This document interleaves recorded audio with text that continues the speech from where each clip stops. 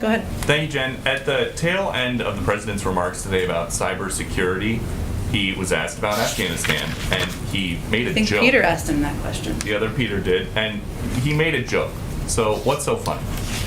Well, I think the question he was asked, if I remember correctly, was about when he will provide information about a decision on August 31st. I don't want to paraphrase the question if that was an inaccurate description of the question. To a lot of people watching. Of course, it's a very important question. And I think what he conveyed is that he has not, well, what I can convey from here, I should say, is that as he stated yesterday, and as the Secretary of State just stated, we're on track to complete our mission by August 31st. Obviously, there are discussions, and the President received a briefing just this morning. As I noted, he asked yesterday for contingency plans, and he received a briefing on them this morning. These are incredibly serious issues, and there are discussions that are happening internally.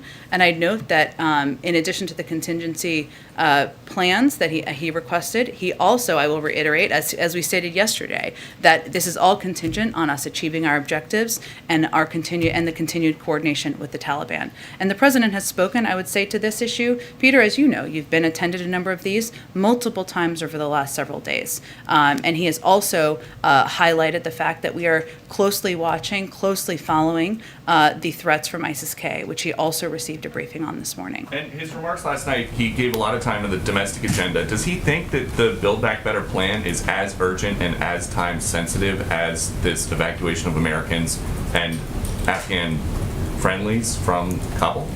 Well, first of all, I think it's important to the American people who care deeply about whether they're going to have jobs, whether they're going to have child care, whether we are going to be able to compete with China and countries around the world, to understand that we have to do multiple things at the same time. That's exactly what any president of the United States has to do. The next one, just as these negotiations about safe passage for Americans and SIV holders continue, why haven't we heard the president say the United States does not negotiate with terrorists? Is that still the U.S. policy?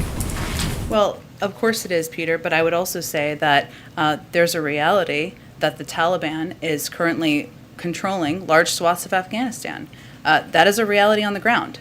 And right now our focus and our priority is getting American citizens evacuated and our Afghan partners evacuated.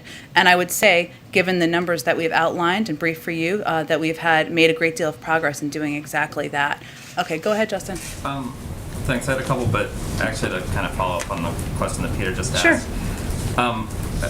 You've talked about the coordination with the Taliban and that the president's obviously made this threat of a severe response if they disrupt the effort to get Americans out. But I'm wondering, has the U.S. offered the Taliban anything in terms of cash or supplies to help facilitate this coordination? No, this is not a quid pro quo. We have laid out clearly what our expectations are about moving American citizens and our Afghan partners, allies out of the country, and that's what we are working to deliver on. The Fed has their big